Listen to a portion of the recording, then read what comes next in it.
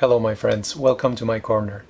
As you probably know from other videos that I've done, I have read at least one work by every winner of the Nobel Prize in Literature. So every year when October comes, I am there in the morning ready to hear the announcement from the Swedish Academy. This year, as you know, the Nobel Prize in Literature went to the French author Annie Ernaux. Her name sounded familiar to me, but I had not read any books by her. So what I did was I went online and I did a quick search. I just Googled her. And I learned that we have here a French author who writes autobiographical fiction. My first impression, my immediate reaction were basically two words, Patrick Modiano, right? But anyway, I went to my library's website and I decided to look up what books they had by her, and it turned out that they have two books by her. One of them was A Girl's Story, Mémoire de Fille, and the other one was La Honte, or Shame. Okay, so the one that I want to talk to you about primarily today is A Girl's Story, and I will give you a little bit of information about Shame towards the end of this video. So, A Girl's Story, okay, what is this? It's an autobiographical novel set in 1958-1959 when the character slash author was 18 to 19 years old. At the beginning of the novel, she is about to go to a summer camp where she will be a counselor. So that is the situation that we have here. And Ernaux, what she basically does throughout her career is to take important events of her life and take those events as a point of departure for her books, right? So in this case, the important event that we have is her first sexual encounter. So it's one of those life-altering moments. The novel, A Girl's Story, is basically about a girl becoming a young woman, but also it is about a young woman becoming a teacher and also a writer. She is writing in 2015, so when you read the novel you'll figure out that the present is 2015, looking back on 1958, 1959, and the novel was published in 2016. Let me tell you a little bit about the structure now. Okay, we have basically a prelude, very short prelude, and then three rather long chapters. That is basically what the structure is like, and each one of the chapters is composed of passages. I call them passages, okay? These are moments, they are images, they are scenes. In Spanish, we have a very specific word to refer to this type of kind of paragraph, you know, or maybe short paragraphs. We call them apartados. And the word apartado is really useful to me. That is the first thing that comes to my mind when I see these little chapters within the chapters. This is going to sound cliche, of course, but what I would say is that each one of those passages, each one of those apartados is a piece of the puzzle, right? It is also a fragment of the mosaic. I know this sounds cliche, right? But that works as a way to describe what Ernaux does in terms of structure.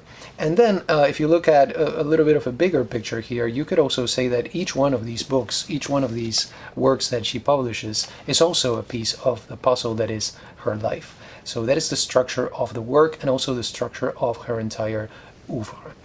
This novel can be neatly divided in half. Okay, you can just split it in two, basically in the middle. In the first half, we have a description and an exploration of the sexual encounter that I told you about, and also its consequences. And then the other part deals with her road towards becoming a teacher and also a writer. So her approach. Okay, what is her approach when it comes to writing this autobiographical fiction? What Ernaux does is she moves back and forth in time. She is her present self. The present self is the writer looking back on these previous selves. So that in itself reminded me a little bit of the kind of structure that you will find in Alice Munro's short stories. Of course, Alice Munro does fiction for the most part, but she has also written autobiographical stories, such as the ones that you can find in her great book, The View from Castle Rock, right? This is a book that does not get much attention from Alice Munro, but I think it's a very good one. So needless to say, this is introspective writing, okay? But you also get every now and then very minute descriptions of objects or of things, you know, material things. For instance, towards the beginning of the last chapter of the novel, there is a very, very detailed description of a photograph. So when you read that description, you'll see what I mean by, being introspective, but then at the same time, very vivid when it comes to the description of physical objects. Ernaux believes that we can make moments live through writing. Okay, that we can give life to moments that we have lived through writing. It's a little bit of a paradox maybe, but that is part of her poetics. So why 1958, right? You might be asking yourself. Of course, this very important event happened in her life, but other than that, why did she choose this year in particular? So Ernaux has written many, many books about many events in her life, so she, knows how to do this. But she said that this year, the year 1958, was particularly difficult. This book was a particularly difficult book for her to write. This is an elusive period of her life. It is ungraspable. Okay, it is really a challenge. So to her, this book was really a challenge when it comes to writing it. Memory, as you know, is a very fluid thing. It's a very creative thing too. So what she tries to do is she's basically grappling with language in order to give to this fluid thing that is memory some sort of fixity. And the result would be this book and also all of her other books. So we typically associate the age of 18, which is the age that the character is when the story begins, with adulthood, with some kind of maturity. You know what I mean? So it's a very critical moment in a person's life. That could be literally, it could be symbolically, right? But we are talking about a kind of a turning point. And what her sexual encounter is, in a way, is a rite of passage, right? At this very important age in her life. The encounter itself is quite abrupt in the book, as it was for her in real life. So it's very important. It comes all of a sudden, right? And it produces a series of psychological and also physical changes in her. I don't want to give you a lot of details because I don't want to ruin the reading experience for you, but that is basically what happens. One of the themes that she explores in this book, which is also one of my favorite topics, or one of my favorite things to explore, is the nature of identity, or even the nature of self, there is a split in this book that you will find between the I and the she. Okay, so we have the writer in the present moment, that would be the I, looking back on a previous version of herself, which would be the she that she refers to. So one thing that I found to be very interesting, that I found in both books, A Girl's Story and Shame, is the fact that Ernaux finds it very difficult sometimes to recognize herself in old photographs. It's something that happens to me too, so I connect with her at that level.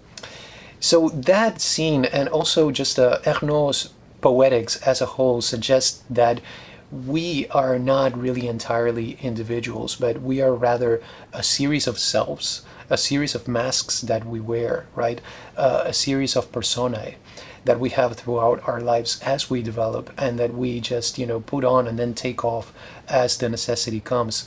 They are things that we leave behind, just the way that a snake sheds its skin. That is an image that I would use to describe the situation here in Ernaux's books.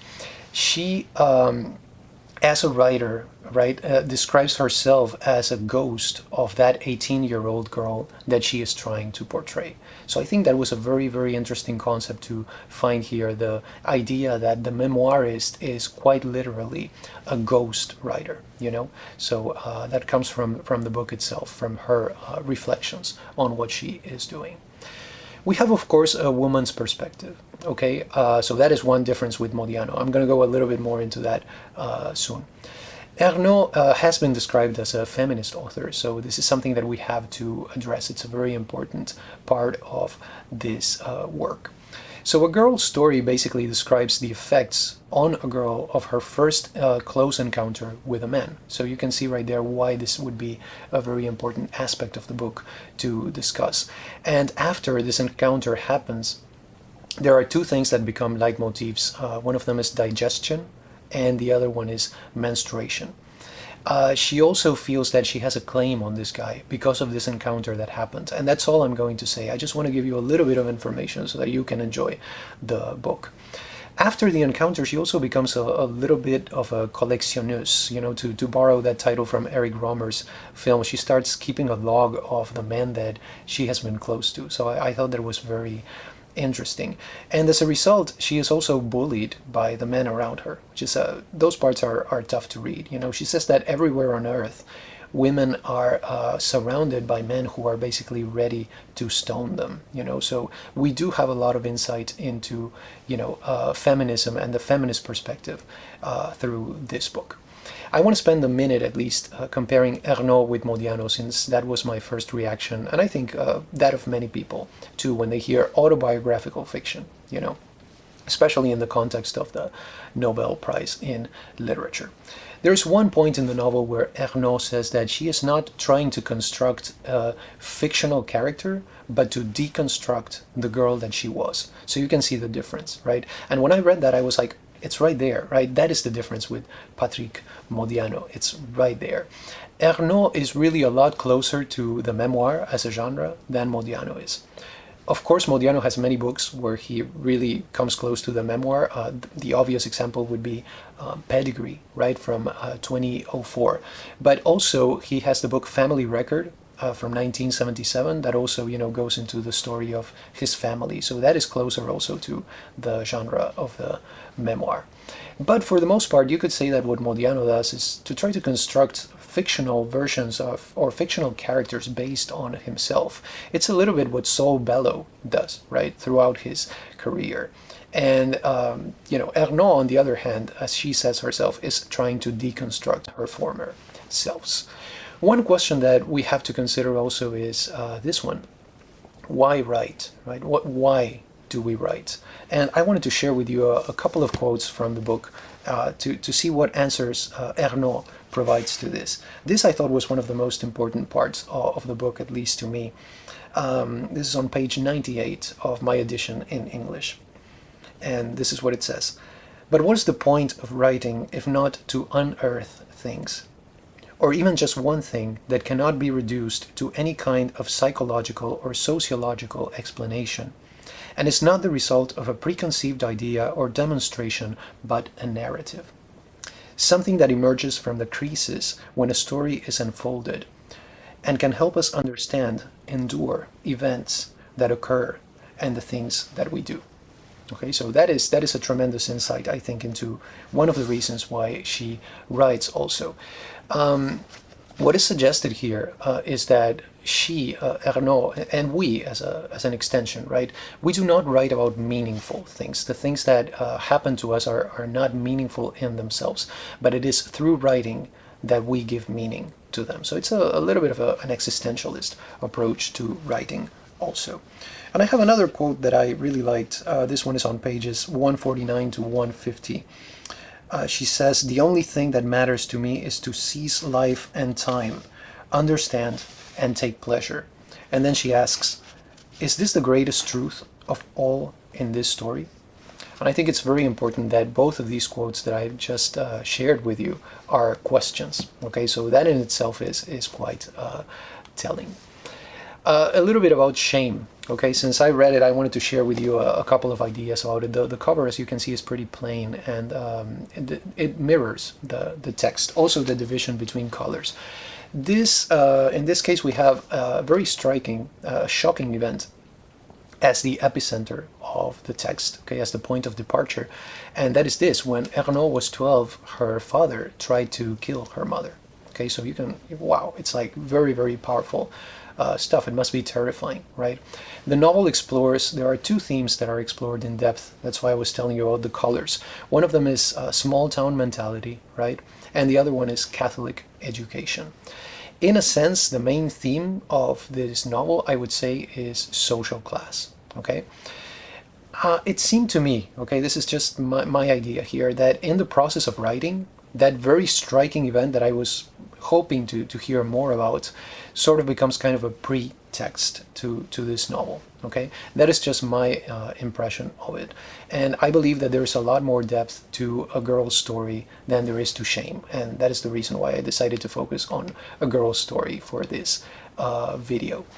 So the bottom line here, A Girl's Story is really engrossing, okay, as a text, and it is also a very important piece in the context of Ernaux's work.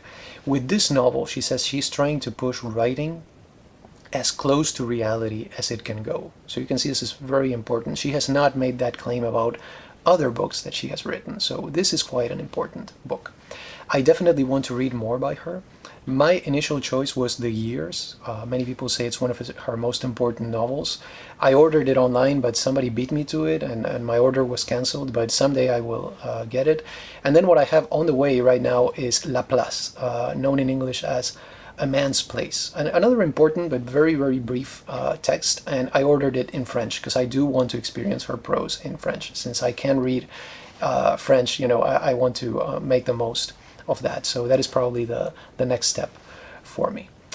Let me share with you something that I thought about as I was reading Ernaux. In God and Mammon, okay, a book, very, very short book that more people should read by an author that more people should read, François Mauriac. He says, écrire, c'est se livrer. Okay, if you can pardon my French right there. To write is to abandon oneself. To write is to surrender oneself. To write is to give oneself over. Okay, that is something that you will see clearly as you read Ernaux, and I think it's one of the reasons why it is not far-fetched to describe her as a generous writer, as a generous author. So those are my 2 cents on A Girl's Story, Mémoire de Fille by Annie Ernaux. I hope you enjoyed this video. If you have any questions, comments, recommendations, you know I am always happy to hear about them. Thank you so much for stopping by, and have a wonderful day.